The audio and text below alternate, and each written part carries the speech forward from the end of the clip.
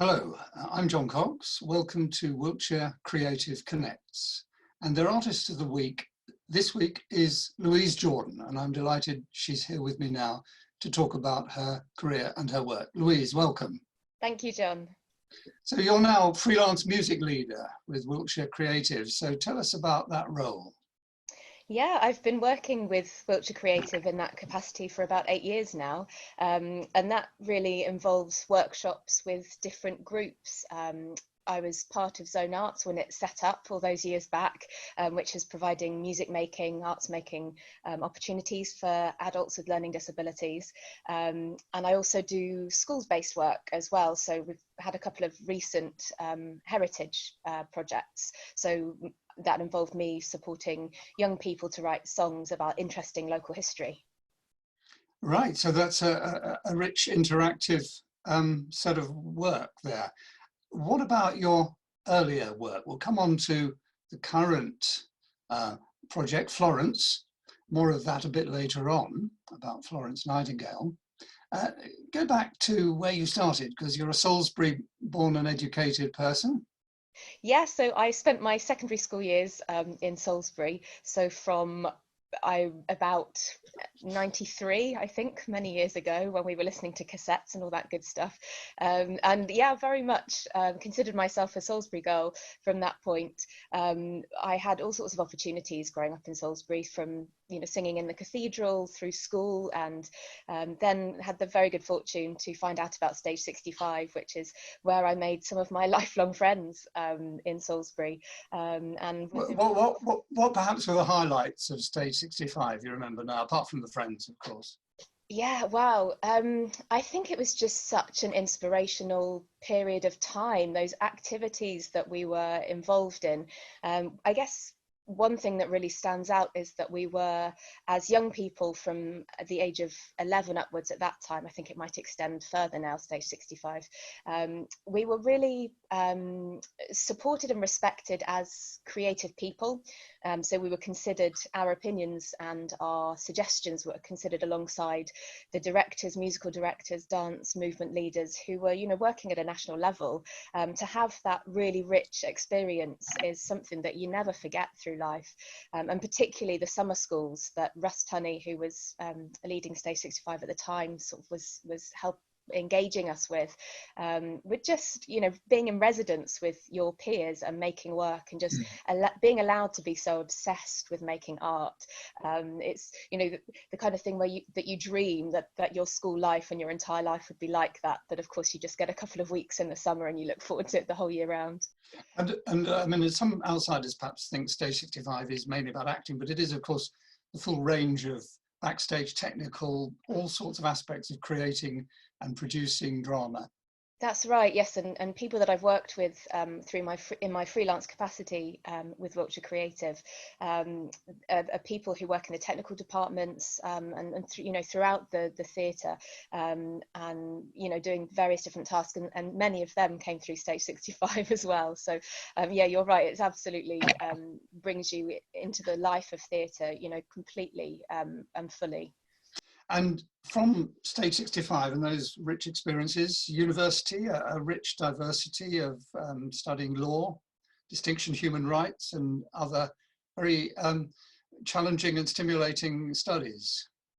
Yes, I mean, for me, it makes complete sense, but I'm sure it might not. It might seem a bit disjointed. I suppose I've never really had a planned career path. I just have been lucky to have found opportunities which really appeal and speak to me. And so where I've been involved in, like you said, university, I studied law. I never intended to be a lawyer, but I really wanted to understand the legal system, criminal justice, the impacts that has on people. But also I did youth work. I was a youth worker whilst I was at university, and I was working with people who were considered to be at risk of offending, for example.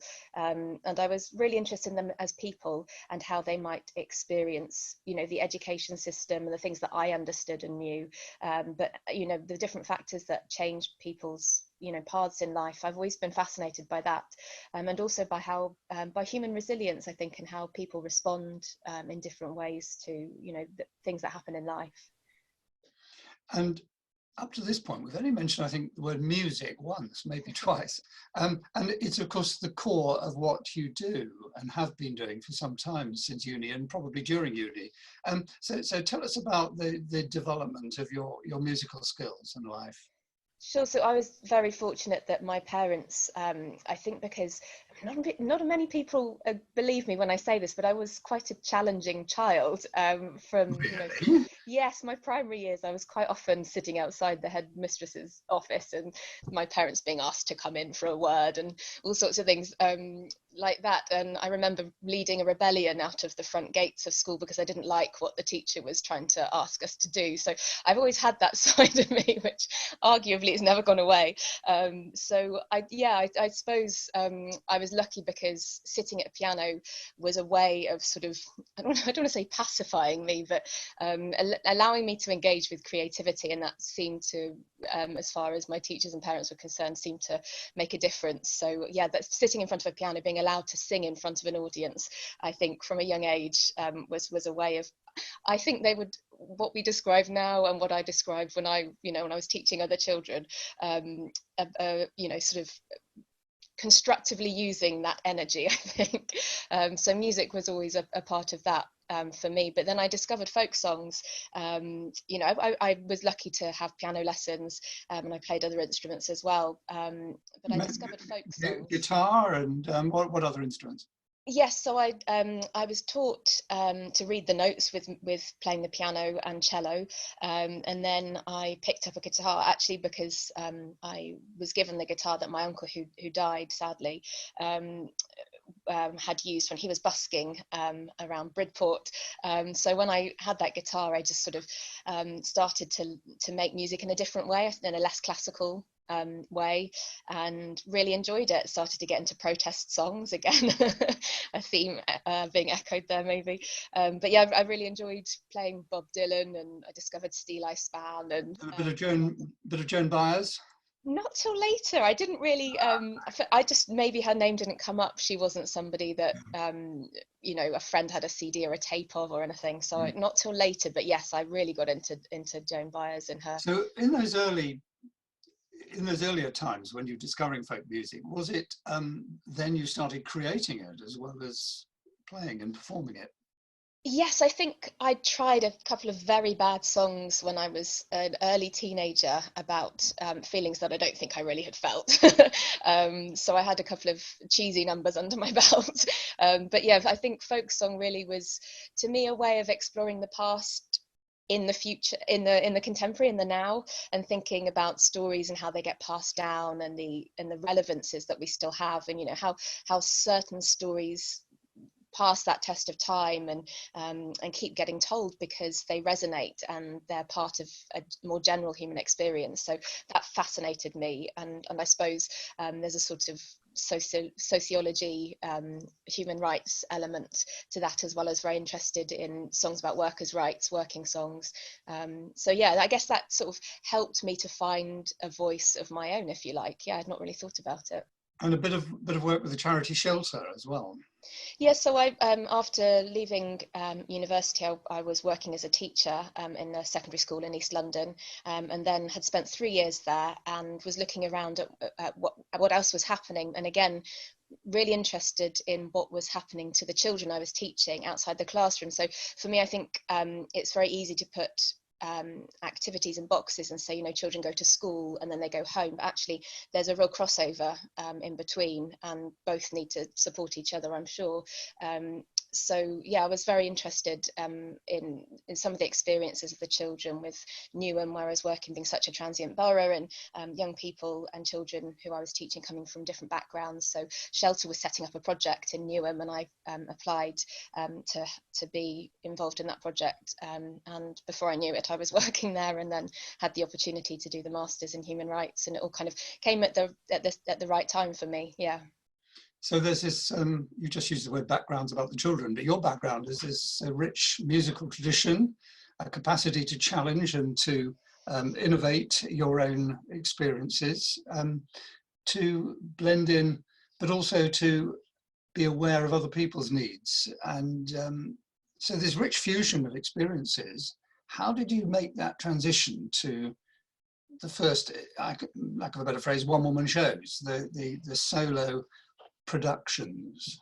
Yes, so I finished the work I was doing in East London, and then was looking for what the next thing would be for me. And I'd already been going to folk clubs, playing at folk clubs and folk festivals, and really was interested in music. And by chance at a New Year's party, I bumped into somebody who knew somebody who thought he could help me do a recording. So I did a recording whilst I was working in Hackney for another school during a half-term holiday, and sent it out to a few people, and it got some play on Radio 2 on the folk show, and I thought, oh, well, maybe there is something in this, maybe this is the next thing. So I decided to set up a home recording studio, and I met my now husband, who I grew up with actually in Salisbury.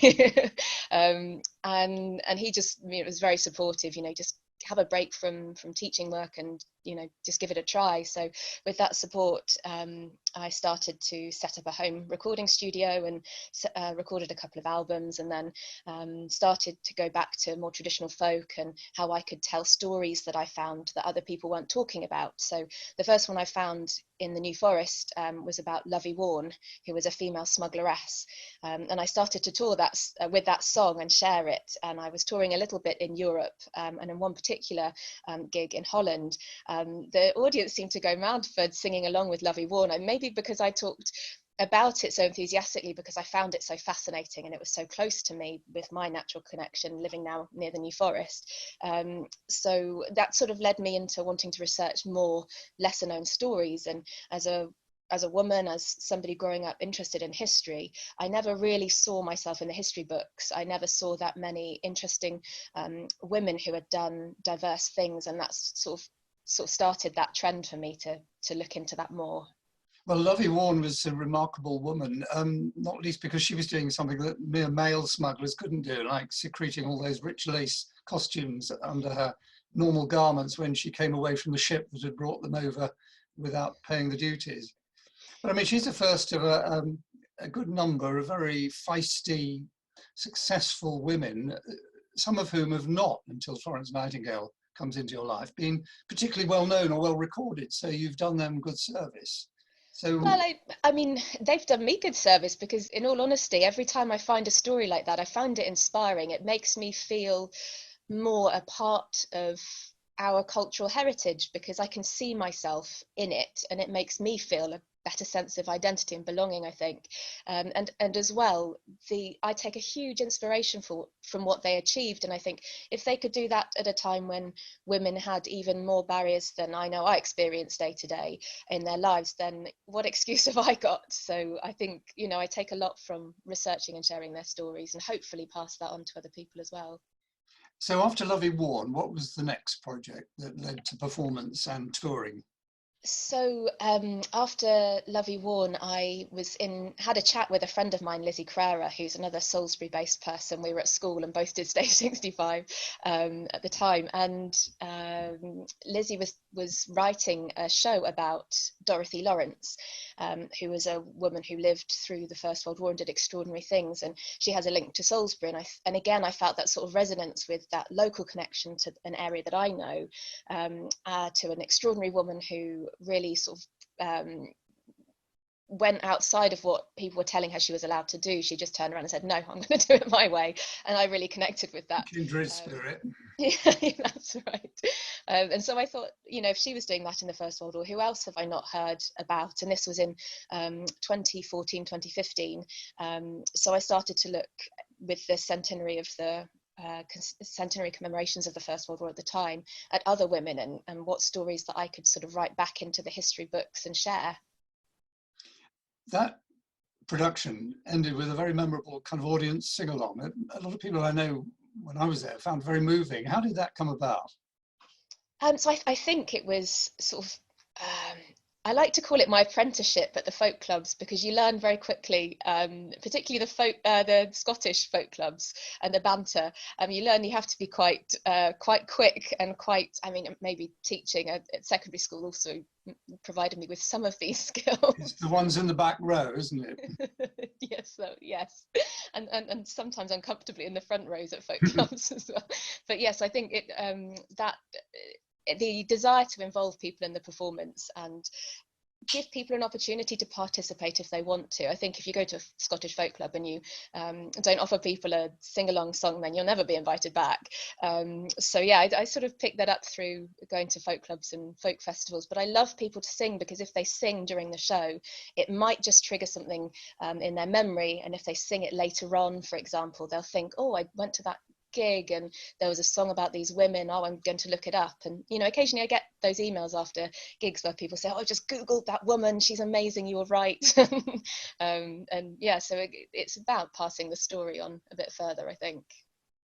And I mean, it's true probably of all productions that they really live with their audiences, don't they? You must have had remarkable input back, which then informs the next performance, doesn't it?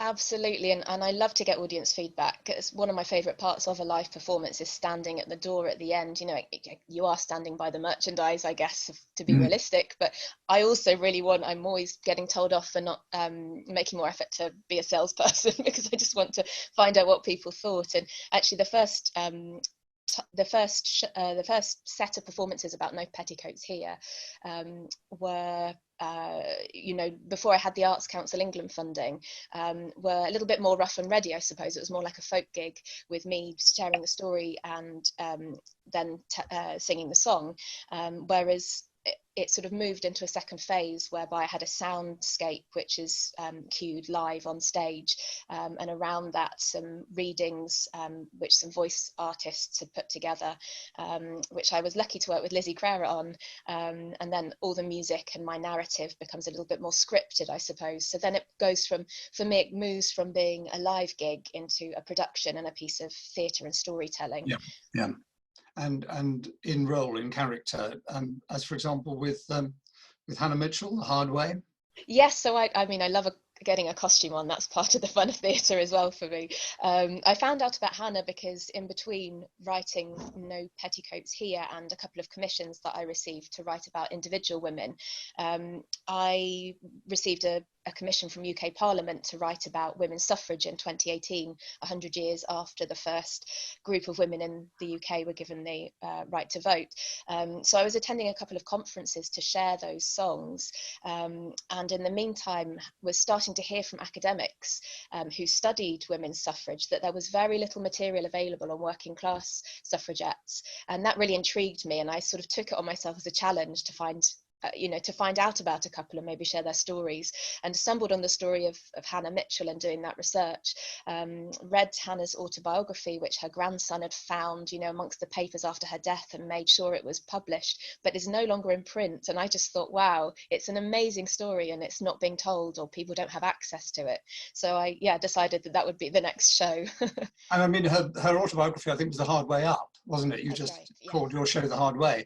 And it was a remarkable movement from quite humble and deprived circumstances to a long-standing service as a magistrate. Yes. Much more of the establishment, really. Yes, that intrigued me. So a woman who had 2 weeks schooling in her whole life, had a very difficult background with her family and ran away from home at the age of 14.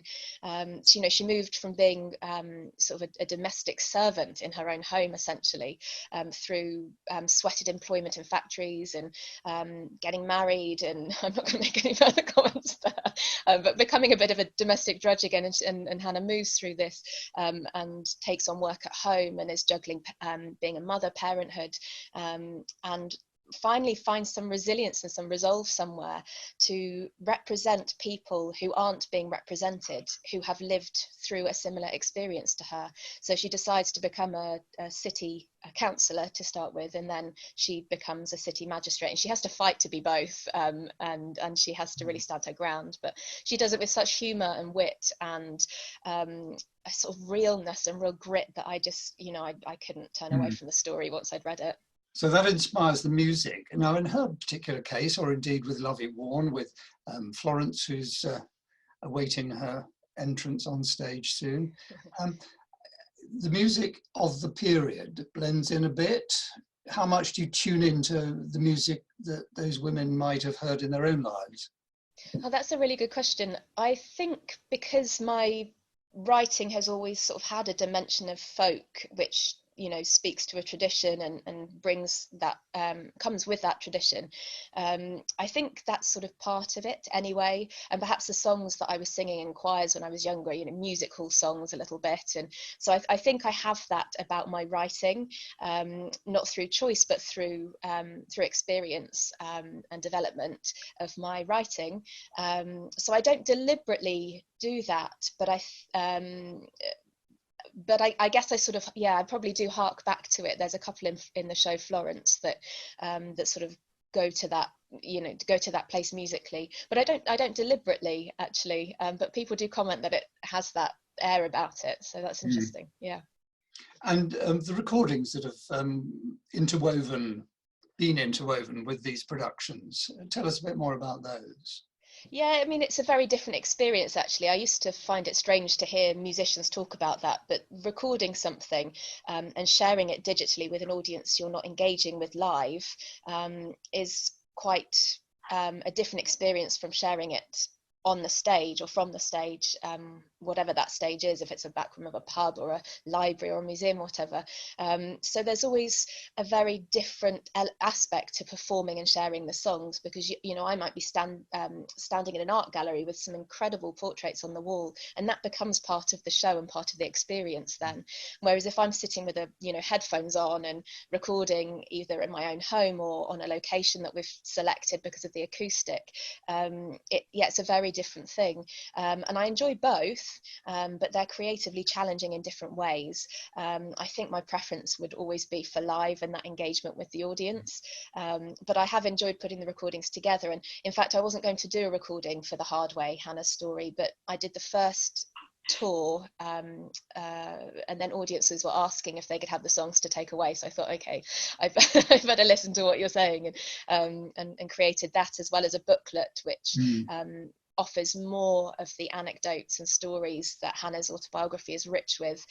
So if people want to find out more about Hannah, they can do that through the recording, or hopefully they might share the recording or share the booklet with people at the end of the gig. And similarly with Florence, I hadn't planned to do the recording, but it's become important now. So.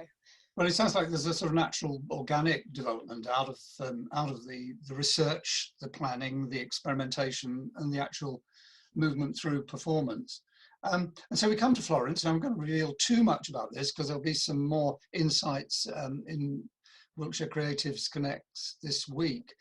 But links between Florence and the area that you and I both live in, Salisbury.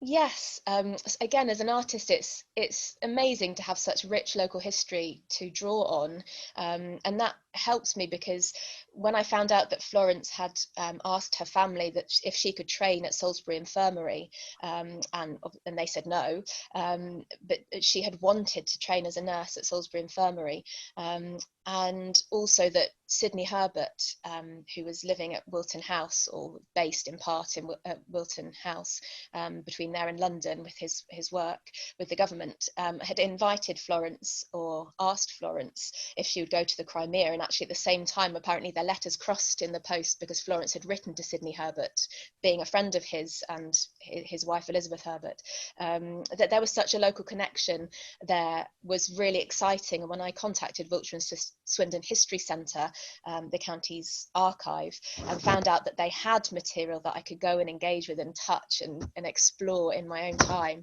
as well as at Hampshire Record Office. Because her home was Embley Park, wasn't it, outside Winchester? That's right, yes. Embley Park, which is I think now a school, was where the Nightingales had their second home. So this is a very wealthy family, and actually a family that I wasn't interested at first in exploring particularly, because I thought, well, she's a very privileged woman, everybody knows her name. And then of course I realised, as I started to research, that we hardly knew anything, or I hardly knew anything about Florence, and there's an extraordinary lesser known history there, which became very challenging for me, because I thought, is it right for me, as an artist, given what I have been exploring, to take on telling a story that people may think they know? Yeah. And it's a little ironic, isn't it? Because of all the strong women you've been drawn to research and find out more about, Florence Nightingale must be the most well-known, the lady with the lamp. And yet you're discovering things that weren't so well known to you.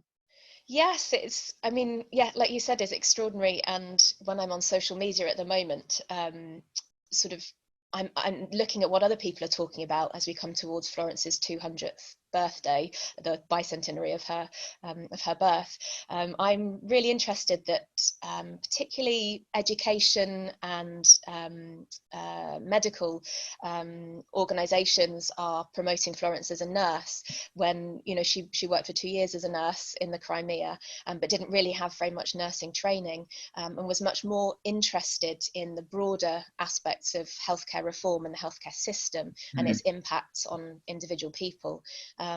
So yeah, I found out so much, and again, as a somebody who was very interested in which female role models we present to children through education, I would much prefer to see Florence being presented as a statistician and a role model who used maths and figures and statistics and researched and provided and found evidence that was really rich to make a case for change. So yeah, I feel really challenged by that, and I feel like I need to do my part really with busting that myth. And something to take into the schools you've been working with on this project.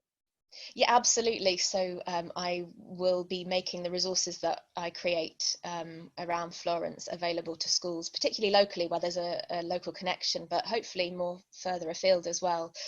Yeah, I think it's something which when I was teaching, if somebody had given me some resources to challenge the way that that we present history, I'd have jumped at the chance to use them. So I'm hoping that there might be some teachers who, who might be interested. And you have teaching qualifications, you have a lot of experience. How do you cope if you're challenged? Well, I'm challenged daily on different ways, on different levels.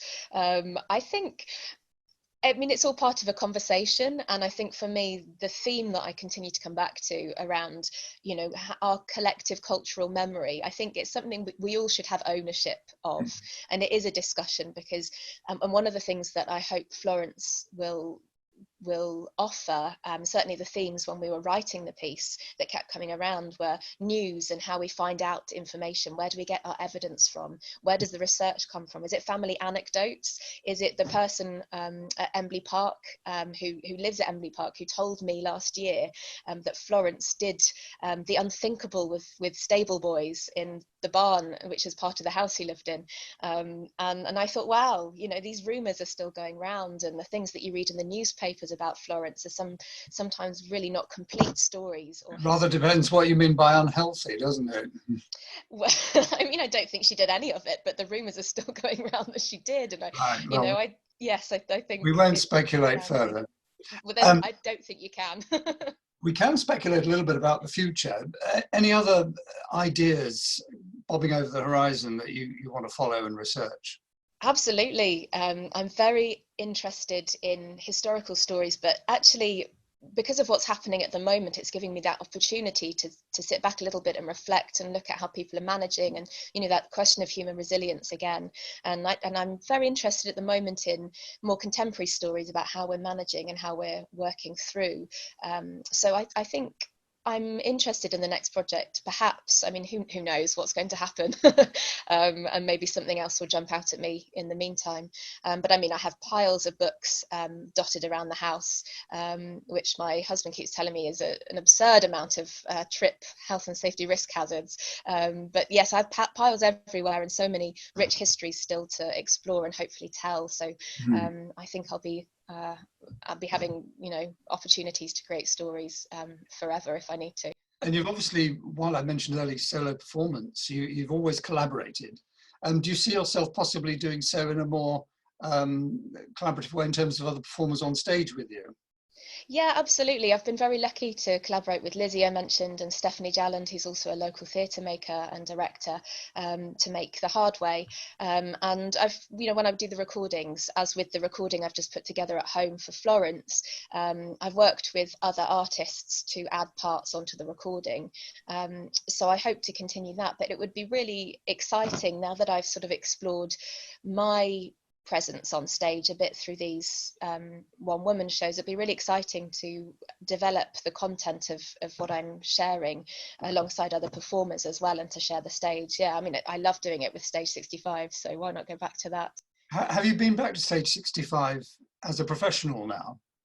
I actually haven't. Ah, so But I've that's possible. watched some of their performances and been absolutely delighted and thrilled that young people are still having those opportunities to, Yeah. you know, develop confidence through stage, but also develop skills and hopefully, you know, go into the industry as well. Yeah. Well, we look forward to hearing this week a bit more about your work with Florence. I think probably that's our time up now. It's been a pleasure and a privilege to engage with you, Louise. We wish you all the best, solo in more than one sense at the moment. And thank you to the audience. Thank you for watching as well. Thank you, Louise. Bye-bye. Thanks, John. Bye.